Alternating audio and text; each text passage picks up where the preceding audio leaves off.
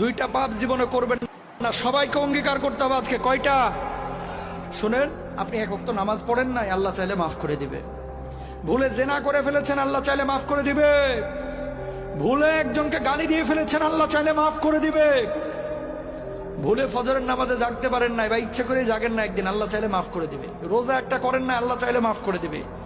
দুইটা গুনাহ এমন আছে যেটা আল্লাহ কখনো মাফ করবে না। কয়টা? এক নাম্বার হচ্ছে বান্দার হক নষ্ট করা, দুই নাম্বার হচ্ছে শিরিক করা। প্রিয় ভাইরা আমার, কলিজার টুকরারা আমার, খবরদার ভাইয়ের সম্পদ হয়ে ভাইয়ের সম্পদ নষ্ট করেন না, ভাই হয়ে ভাইয়ের সম্পদ নষ্ট করেন না, ভাই হয়ে বোনের সম্পদ মেরে দিয়েন না, আরেকজনের হক নষ্ট করে আরেকজনের জমি দখল করেন না। আল্লাহর কসম করে বলে কিয়ামতের ময়দানে আপনি মাপ পাবেন না। দুইটা পাপ জীবনে করবেন না, সবাইকে অঙ্গীকার করতে হবে। আজকে কয়টা শুনেন, আপনি এক ওয়াক্ত নামাজ পড়েন নাই, আল্লাহ চাইলে মাফ করে দিবে। ভুলে জেনা করে ফেলেছেন, আল্লাহ চাইলে মাফ করে দিবে।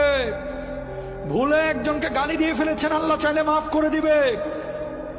ভুলে ফজরের নামাজে জাগতে পারেন নাই বা ইচ্ছে করে জাগেন না, একদিন আল্লাহ চাইলে মাফ করে দিবে।